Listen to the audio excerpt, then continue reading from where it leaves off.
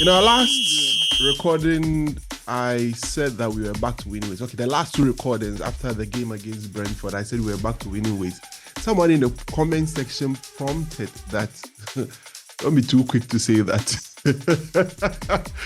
because you are definitely not back to winning ways. United drew 1-1 against Fenerbahçe in Turkey. I think ordinarily someone would say, well, it's not too bad a result, but if you check the performance and the way and manner in which we played in that game, you definitely know that a lot is still not going well for Manchester United. 1-1, 3 points from 3 games in the Europa League, sitting comfortably in the 21st position off the table. The team many people believed would be the favorites to win the competition have gone off to a very, very, very bad start. 3 draws is definitely a bad start. I'm going to discuss the game. We'll break it apart. I would probably look into the game against West Ham over the weekend to see how things will go. It doesn't look like we are getting out of the woods yet with Erik Ten Hag still at the helm of affairs. But this is United and Everything Football. Remember to hit the subscribe button. We are grateful to you for always being a part of this and being a part of the community. But it's a growing community and we still need a lot of you more to come and join this community. It's very important that you subscribe to be a part of the community and also hit the like and also send us your comments in the comment section below.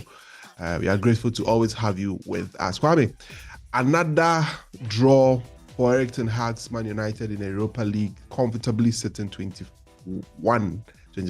on the table. How have you been? You know what that means? I told you. Up, down, up, down. Yeah. It sounds as if we are prophets on this podcast, because like it's not like we are prophets. We've seen it before. That's the thing. When the coach hits that wall, there's absolutely nothing they do. Absolutely nothing. Absolutely nothing. Anyway, we'll make a quick turnaround. When we come back, we'll delve into the game and we'll look at some of the key talking points from the starting lineup to certain decisions that were made and everything here on United Everything Football.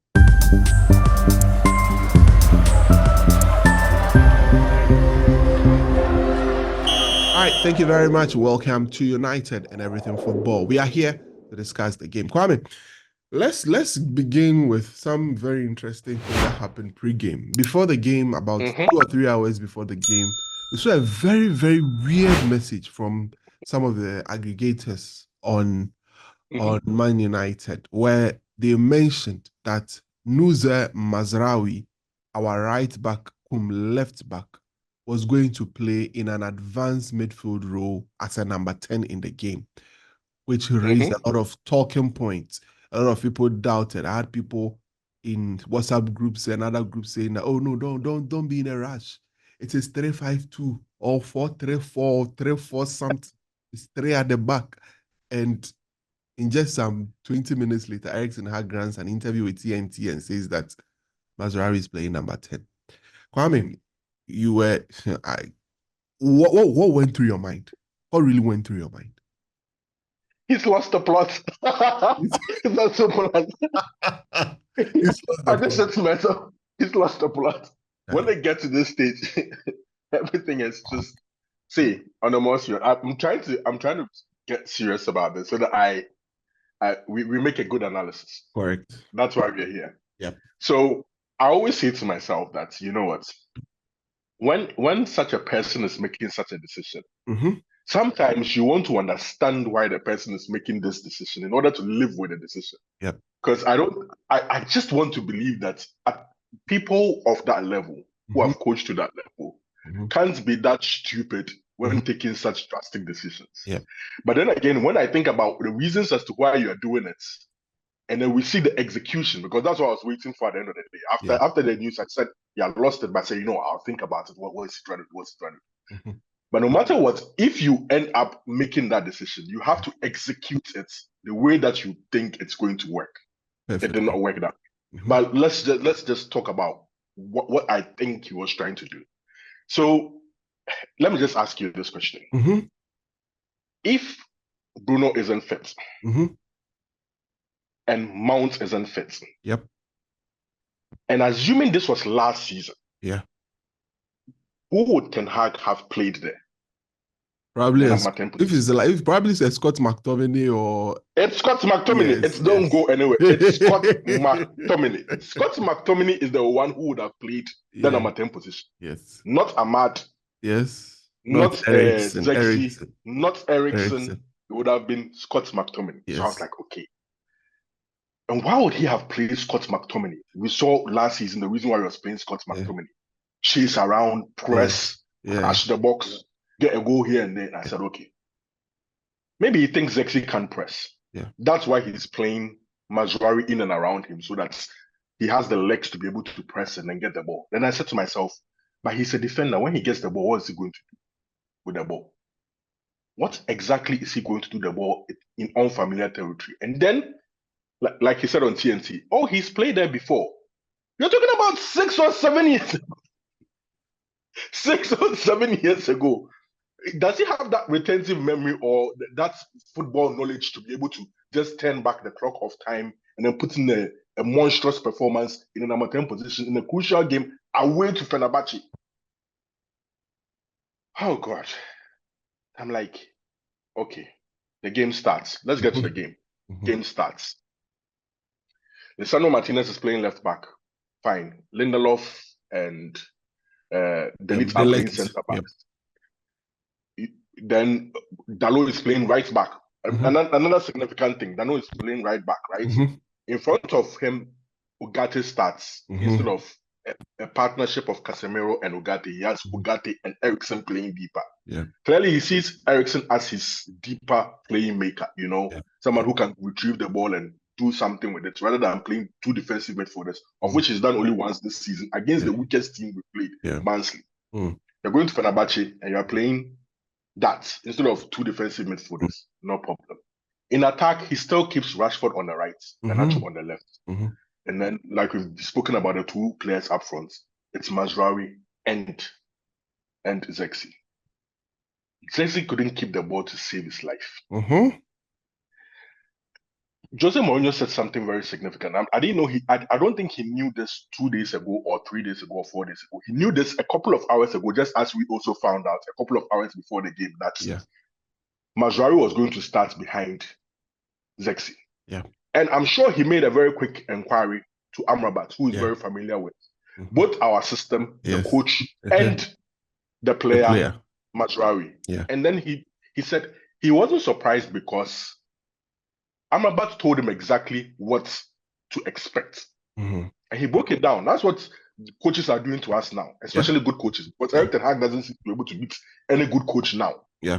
Any good coach breaks us down so easily and is able to tell what we are doing so easily. But the funny thing about it is we will still play it out the way they expect us to play it out, and then we think we are going to. And he doesn't even change anything. Yep. He said that Amrabat told him that this player has the experience of playing in this position before, but in his youthful days, right? And this is how he wants to use him, as I have already described. You think Jose Mourinho is stupid enough not to react to that? If he had different plans before the game, 2 hours before the game, quickly that's what good managers do. Yeah. Quickly they will change. Because he was not allowing his centre backs to follow Zexi into the space. Zexi, whenever he came into the space, isolated. Funny enough, there was nobody even following him, and yet he could not even control the ball to make things happen. And when he did have the ball, he either passed the ball so heavy, he couldn't make simple passes, or he just lost the ball on the 10. Because he himself must have been shocked that there was nobody even on his back almost every single time. Yeah.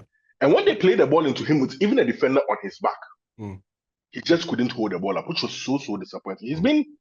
He looks so lost. We spoke about him extensively in the episode just before this. Yes. And like I said, confidence is also a major thing. He doesn't seem to have it right now. The ball isn't even sticking anymore like it was sticking in the early games of the season. Yeah.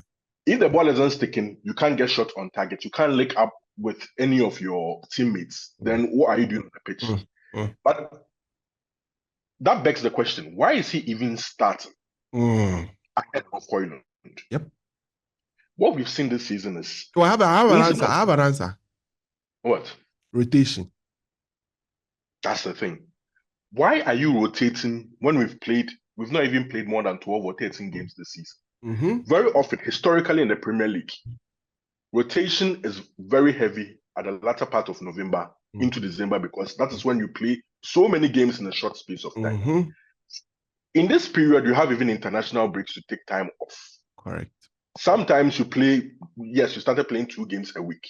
But when you want to build a side, especially when we look as clueless as we do look, you have to get some form of continuity into the team. You get what I'm trying to say? So certain players should be able to play over a period of time to be able to execute the system well enough to be able to get results. That's the key thing. You do this when you're getting results. But when you are not getting consistent results as we are doing, why do you keep on rotating and we're suffering? You don't allow these players to build any sort of momentum. He's done it to Amad Diallo. He's done it to Marcus Rashford. He's done it now to Højlund. When a player scores a goal and has a very good performance, rather than get that person to play the next game, starts the next game to build on that, he just takes you out of the squad and expects you to come back into the squad and then give off the same output. It doesn't make sense. Yep. But then again, like I said in my intro, sometimes I want to understand why you are doing that, to be able to try and make sense of it. And the only thing I can think about is he was spooked. He's been spooked by events that took place last season. So much so that he thinks that by rotating the squad early enough, he will be able to avoid certain injuries. The injury toll will not be as grave as it was last season. Because if you turn back the clock of time to certain arguments that we made last season, I referred to events that happened in his first season before, when he played almost exclusively 13, 14 players all throughout the season. And come the second half of the season, lots of players were starting to get niggling injuries. Martinez injury, Luxor's injury, those kind of injuries. And then it trickled down into the second season where these players could not stay fit because they had been playing a bucket load of games without any form of rotation. So he's thinking that with a better squad in terms of depth, if he's able to rotate whilst they know the system he's trying to play, nothing will significantly change and we will still be able to get by. But the problem is, what are we playing? Yesterday in the first half, I did not know whether we're trying to play transition football, counter-attacking football, or possession football. The reason being that we couldn't play out of the back easily. Onana was struggling to get us out of the first phase because that's one of his attributes. He plays as well with his back line, with a midfielder that drops deep. But when he plays the ball over the top, the ball doesn't stick and then just comes back right at us. When we had possession of the football, we couldn't transition easily from defense, midfield into attack because we either looked uncoordinated or players simply lost the ball too easily. The only thing that was positive about our performance was that in transition, that is when some can easily call it counter-attacking football, but I saw it more as transition. We did things quickly, especially in one of those instances, resulting in a goal that we scored. A good Ogate won the ball in midfield, one of his best performances for United so far, together with Eriksen in the middle of the park. They worked the ball into our forward line, Garnacho combined with, that's where Erik Ten Hag was thinking everything seems to work because Mazraoui was involved, Zexi was involved. They laid the ball back at the edge of the box and Eriksen got onto the end of it, gave us the lead. How often did that happen? Mazraoui looked lost for most part of the time, running around like a headless chicken. Zexi couldn't hold the ball up. The only people who could hold their head high in the game were the two central midfielders who were able to win the ball, retain the ball, and do something with the ball. Rashford off the right, in one of the actions he did well, but ask yourself, is he even comfortable there? It was a struggle. Garnacho was our threat and our outlet most of the time. But as long as he is, we also discussed him extensively in the previous 2 episodes with Sichu. He doesn't always make the right decision in the final third. And we had a coach sitting there who had been figured out by the opposing manager. Because let's be honest, Fenerbahçe had a better of it in the first half. But for Andre Onana's double save, they should have been in the lead. An incredible double save. Jose Mourinho couldn't believe it. And let's give props to Andre Onana. After one season, this season he's incredible. He's been outstanding. I know he had a lot of critics, and he probably still has a lot of critics. But let's give credit where credit is due. We've not said enough about his performances this season. He stood up. He's been big. He's been a leader. He's been making incredible saves. But he's still conceding goals. And you ask yourself, why do we still concede certain goals? It's because we're just not set up properly. It's just as simple as that. We sometimes look too easy to play against. Sometimes. Because there are spells in the game. No, there are spells in the game. There are spells in the game where you think, oh, we've assumed control. I'll come to that. For instance, the second half. The second half, for most part of it, we had assumed control. And you thought we could have done something better with the ball to be able to get a winning goal. But let me not jump to the part where we had control of the ball. Let's just talk about, fine, we got into halftime 1-1. Some way, somehow, it was 1-1. What would you do if you realize that your tactics coming into the game has been found out? That even if it's not been found out, it's not been executed properly. In his first season, I said to myself that Erik Ten Hag used to make his money at halftime, especially in big European games. He used to make his money at halftime. You go into the second half and he makes quick changes. You know, if he's playing a Vegas as a number 10 is not working, you make a quick change. Bring in somebody else. If Sancho is playing a number 10 is not working, I'm referring to this number 10 because I still want to talk about the Mazraoui thing.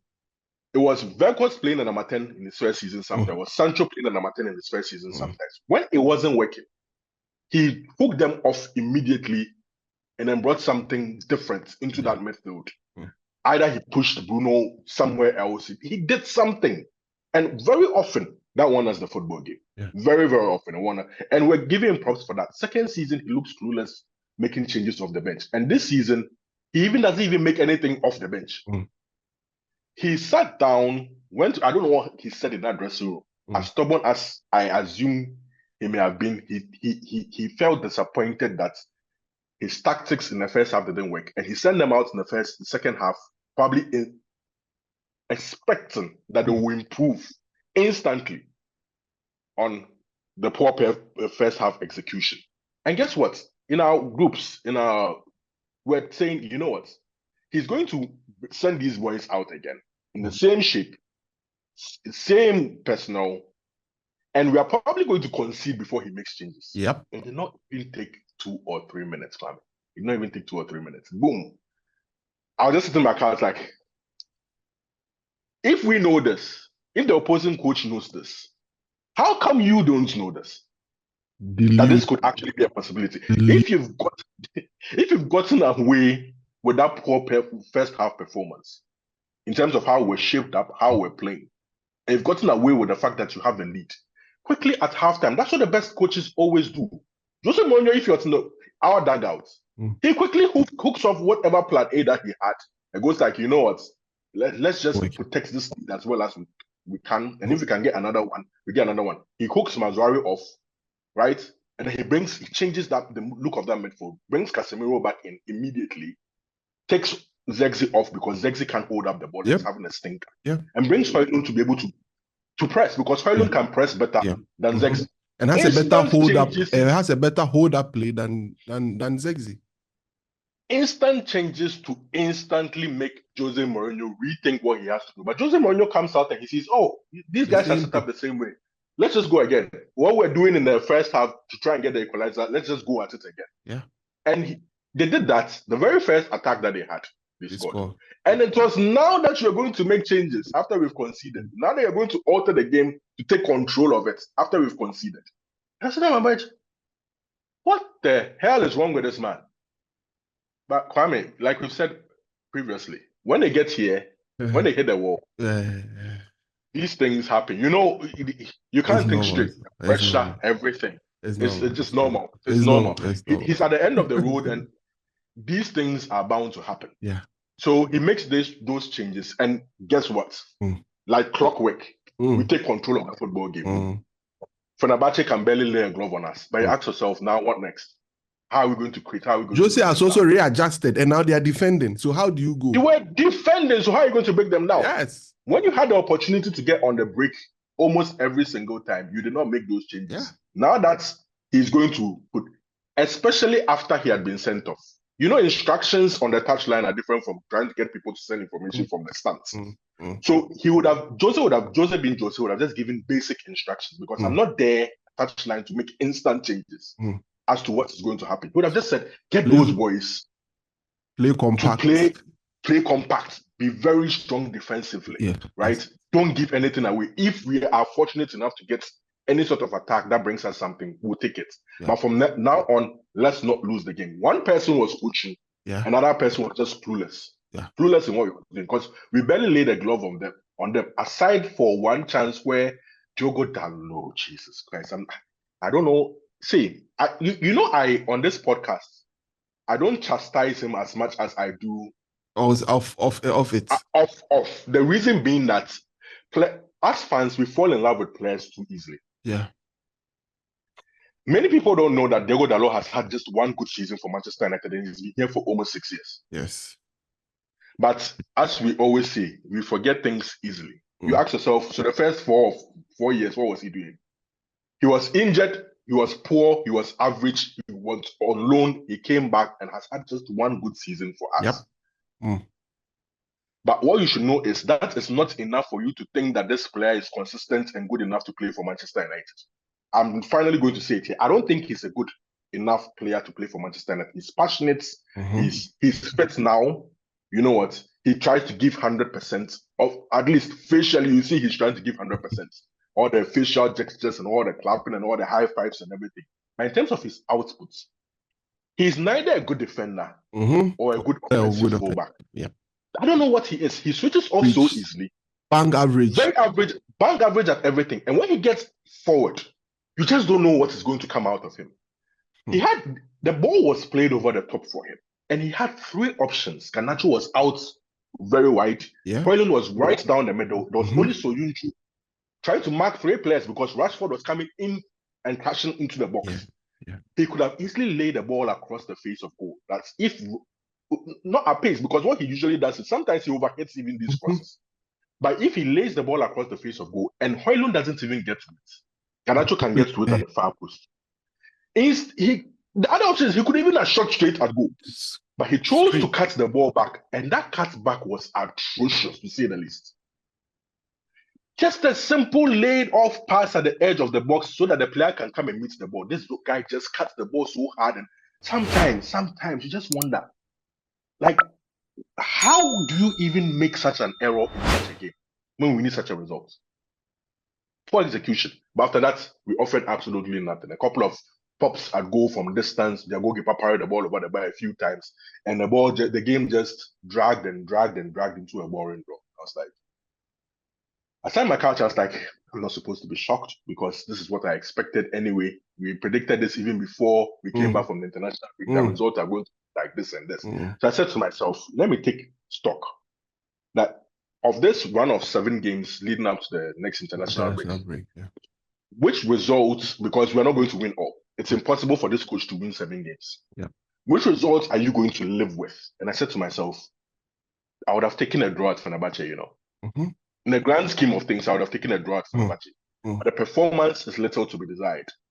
The main damage has been done in the league. Because we are so far off. And if you are going to take as I described in our intro, I'd rather the drop be against Fenerbahçe than the drop be against West Ham. In the league, But the problem is when it gets to this stage, it doesn't matter which. I'm not looking at the opponent.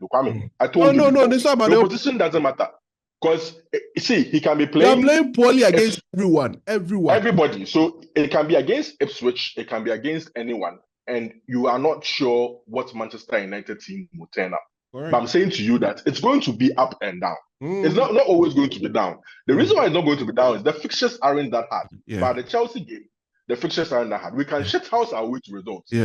Just as we were able to do so against Brentford. We can shit house our way to results. So I'm saying if the down is against Fenerbahçe, you take it.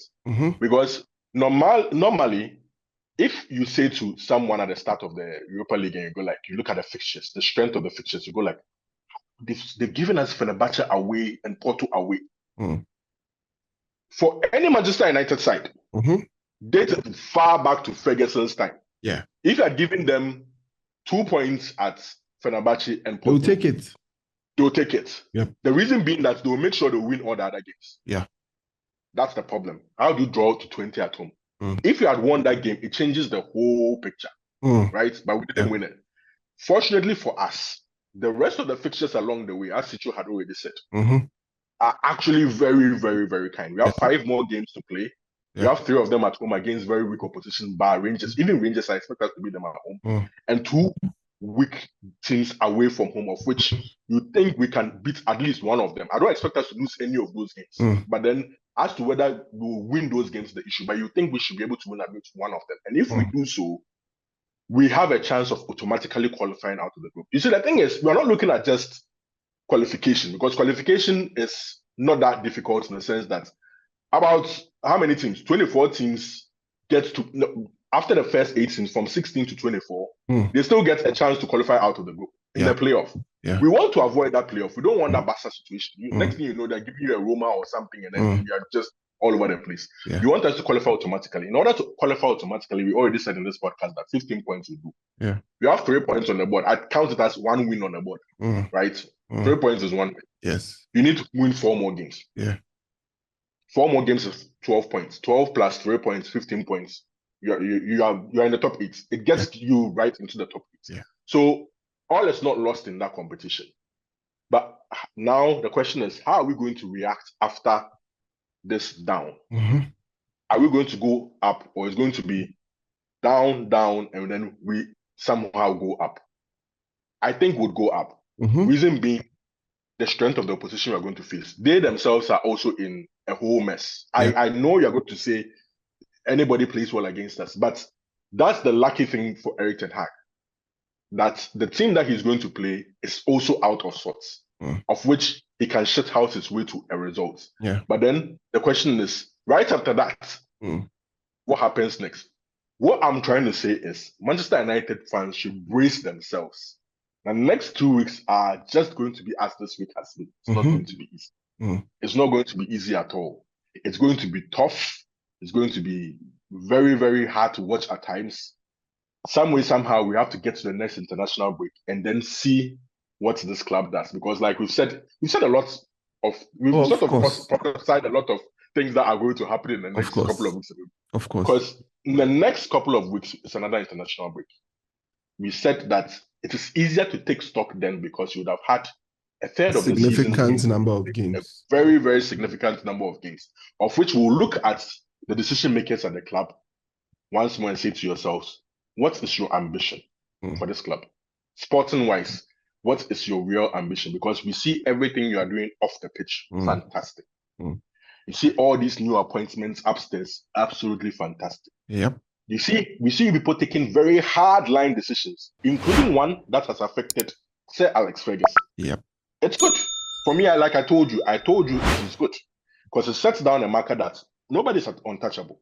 Everybody, if you are wasting money, in quotes, you're wasting time, you can be put on the sidelines. They'll look at Erik Ten Hag after the 15, 16 games and go like, you know what, this is a chunk of games, a third of the season. At 17 games, actually. By then, would have played 17 games by the next international break and say, you know what, this is a huge chunk of the season. We can use this to project as to how our season is going to go. And you are not doing well in Europe. You're not doing well in the Premier League. You need that Champions League money. And we don't think you are the man who can get us that Champions League money. Adios. So let's just tighten our seatbelts. The roller coaster ride is going to get even rougher, right? Let's put a mouth protection thing into our mouth, bite on it so hard, because there'll be a few bumps here, huge scratches here. Let's brace ourselves. Do you know where we are right now? It's exactly a year since we last won a game in Europe. And in between that, there's been a couple of games. There's been Copenhagen away, Galatasaray, there's been Bayern Munich. We have played FC 20, we have played FC Porto, we have played Fenerbahçe. And in all of these games, we've not won a single game. We've not won a single game. We've won one. We've won That's one. what I'm saying. I marked it from Copenhagen. Oh, from Copenhagen. Yeah. Yes, that it's been exactly a year since we won that game. And since that game, we have played Galatasaray, we have played Copenhagen away, we have played Bayern Munich That's at terrible. home, and we've not won a game. To make That's it worse, terrible. we've won just one game in our last 11 games in Europe, and that was a game against Copenhagen. So Can you imagine? Yeah, this is where we stand.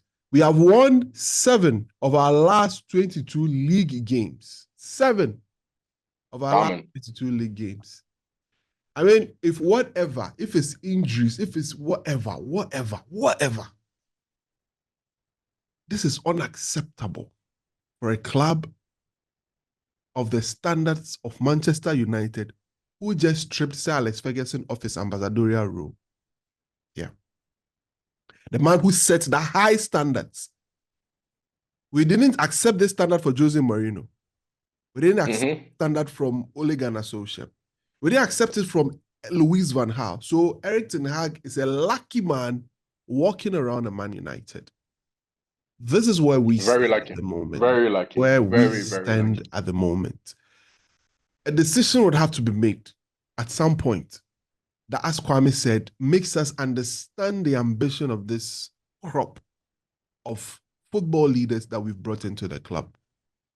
And also the new ownership that has taken charge of the football leadership of the club. A decision would have to be made. Yeah.